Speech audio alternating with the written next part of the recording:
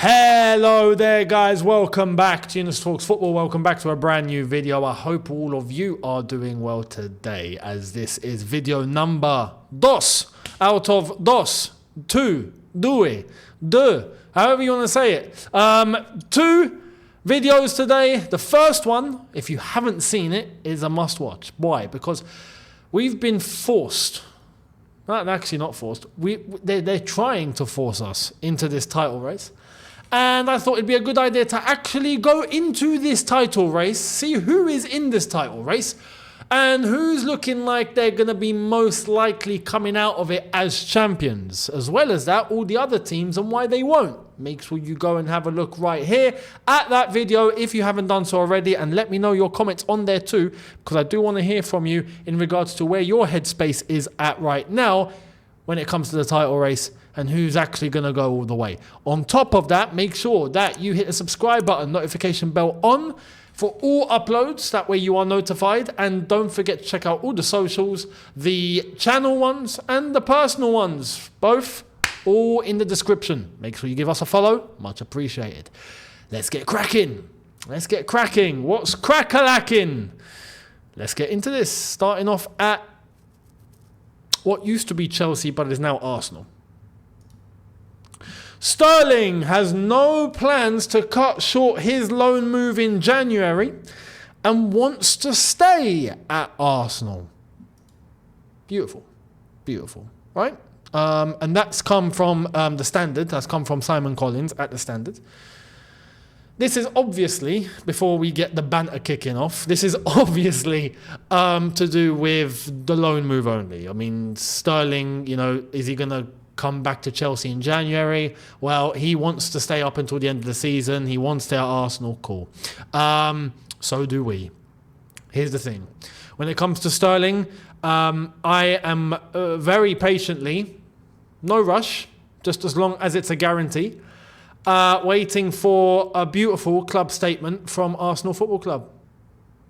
And then subsequently from Chelsea Football Club. And I need that statement to read, right, on Arsenal's website. I need it to state, Sterling makes move permanent. Sterling stays at Arsenal. And then I need Chelsea to release one saying, Raheem departs. We want to thank Raheem for his time at Chelsea Football Club and for his contribution at Chelsea Football Club. And we kind of wish him the best because we want to be nice, but he's going to Arsenal, so we realistically hope he fails, but good luck, mate. That's what I'm waiting for. That would be a pretty cool statement, I'm not going to lie. Chelsea, hit me up. You need statements there, let me know. I'll write them, no problem, with ease. But Sterling, there is absolutely no place in this Chelsea team for him now.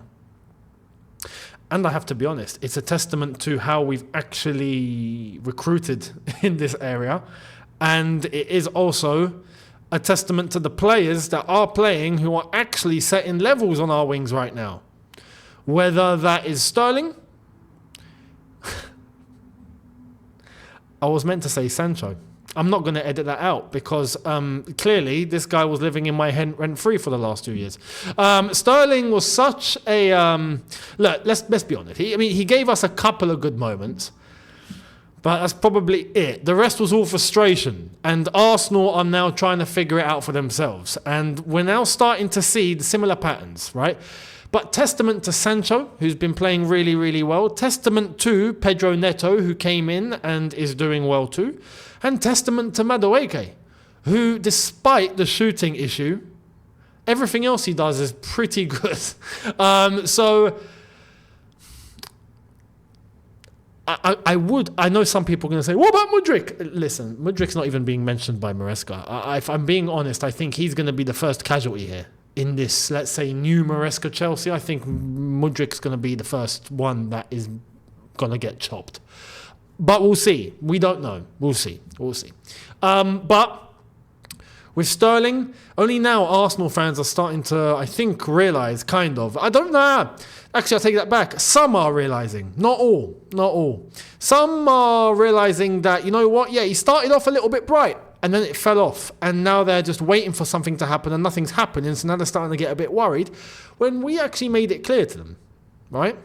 And I don't want to say too much because I want Sterling to go permanently. So Sterling's beautiful, wonderful player. Arsenal, I think he's doing the bits for you lot, man. You should keep him, absolutely.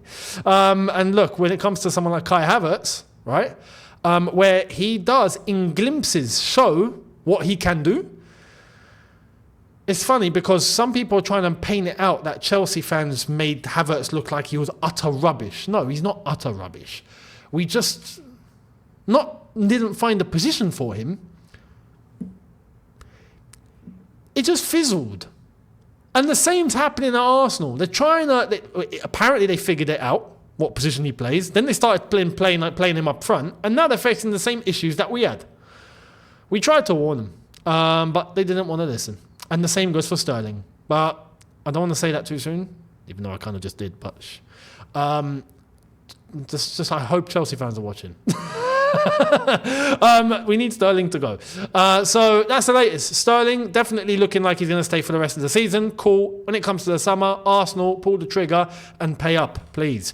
Because you've got absolute diamond on your hands. And it would save us 300 and... Was it 300? What was he on? No, Lukaku was on 315k. No, so was Sterling. Sterling was 285? Somewhere there. Anyway, it was a lot. And this is the thing that I want to mention, and I want to get your thoughts, because... And I'm going to mention this later. It does seem like high earners are now all up for execution, basically, right? Bit by bit, clubs are now looking at their finances more than the quality of the player earning that salary. And I think it's safe to say the way that things are going and the way that other clubs look like they're moving now, not Chelsea, because Chelsea have already done it. The way that other clubs are moving, it's looking like they're all adopting the Chelsea model. And they all want to bring down the wage structure, really deplete it, and then start fresh with talents that they can pick up from here and there and try and build a team that way and save themselves a lot financially. That seems like that's what's happening, and I've got an example towards the end of this video that will illustrate that. And I'll give you a hint. It's happening in Manchester. Let's move to Arsenal. Even though we're talking about Arsenal, kind of, now we get to talk about them fully. Club legend has spoken to the point even I have to pay attention here. Yeah, Arsenal's club legend has spoken.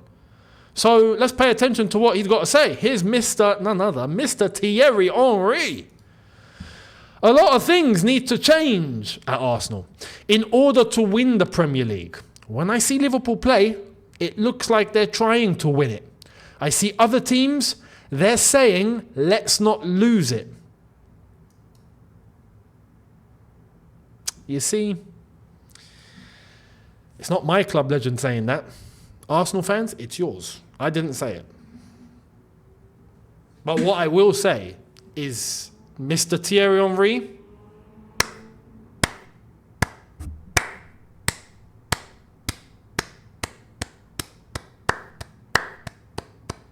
respect. A player like him absolute deserves all respect. Thierry Henry in his day was an absolute menace. I hated playing against him. But an absolute gem of a player. And, yeah, Arsenal legend. He's even got a statue, right? He's absolutely correct. Especially talking about Arsenal. Arsenal do this more than anyone. Arteta, not Arsenal. Arteta. It goes on from what I said in the video earlier on, where Arsenal they're falling off, even in terms of the way that they play. But Thierry has summed it up beautifully. It's true. Arsenal play like they don't want to lose. They don't play like they want to win. It looks like they haven't just gone into defense mode. It looks like they've gone into panic mode. But protect the result. Just defend. And like I said in the video earlier, they're not even defending properly. That's the whole problem here. If you're going to play that way, you got to be resilient. Which is why when Chelsea were getting criticised all those years of playing defensive football, I was laughing because you think it's easy. It's not easy to play that way and win trophies. You do it then. No one's replicated it. We're still the kings of it. Other teams have adopted other ways to go and win trophies. And that's what I thought Arsenal were doing up until this season, where it looks like they are continuing from what they did last season, but this time on the extreme. They've become extremists. Arteta has become an extremist. And Thierry Henry is spot on in what he is saying here. Because without question, Arsenal of 2 years ago were a lot more deadly in all areas than they are now. Without question. Without question. So Thierry Henry nailed it here. Let me know your thoughts down below on what you think. But Thierry, respect. Now, Manchester United. Manchester United. Things are getting interesting there, even though they lost. I say they lost. Man City lost 2-1 yesterday to Man United. Man United got a result at the Etihad. Who would have thought that was going to happen? And it happened in the midst of all this. So, Jamie Jackson saying, Ruben Amorim has decided Marcus Rashford needs to leave Manchester United in the push to engineer a shifting culture throughout the club for football and non-football staff. Goes on to say, Marcus Rashford has been marginalised and put up for sale by Man United as part of a cultural reboot deemed necessary to transform the club after standards were allowed to decline for more than a decade.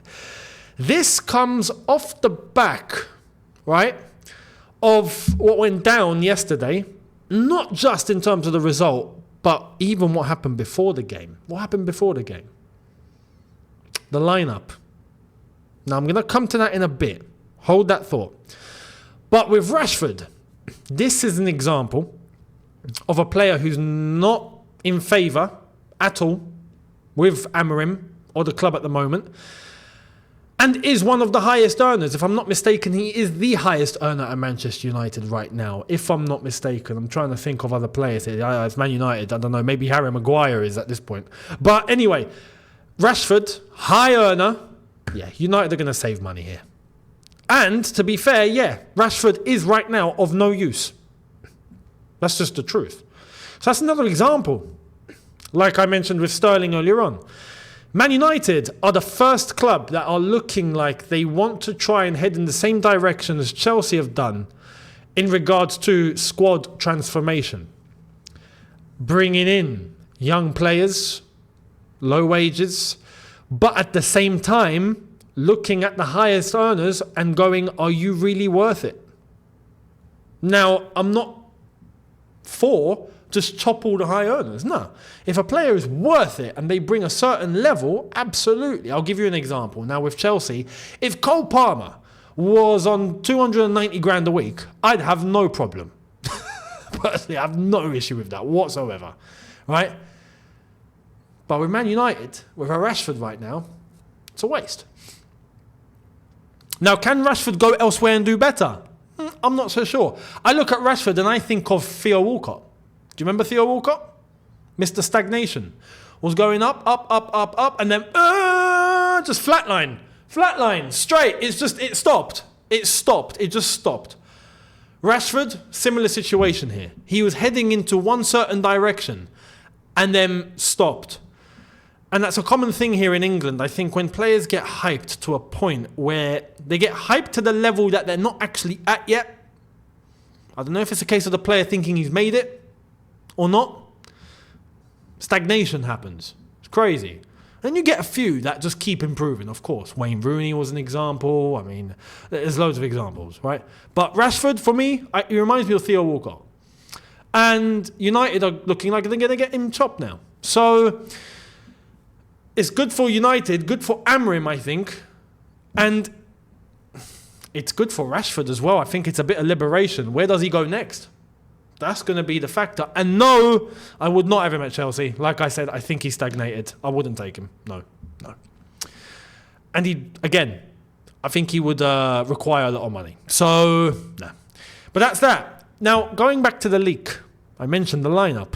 There was a leak before the game yesterday. Here's the latest on that.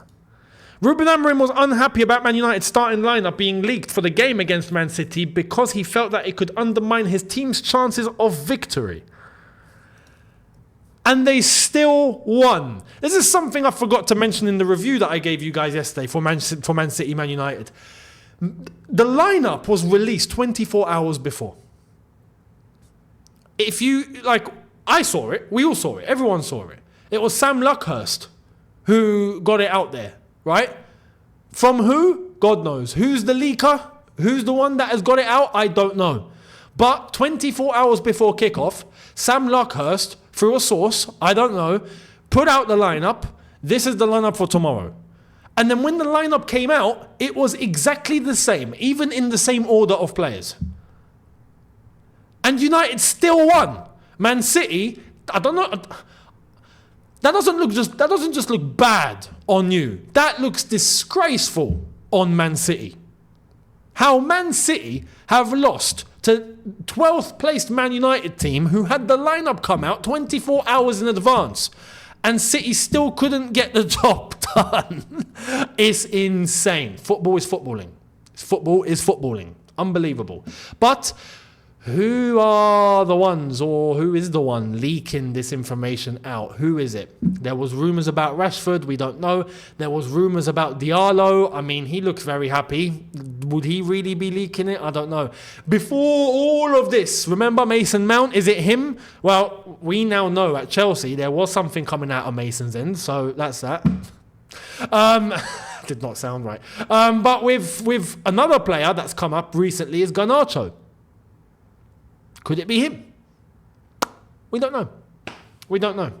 But United do need to get to the bottom of this, because lineups 24 hours in advance of a derby is criminal.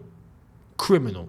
I'll be honest, if it was me, if I found out who was leaking my lineup before Manchester derby, 24 hours before, you're sacked. There is no, you're fined. No, I can't trust you. You're sacked. Terminate the contract. Done.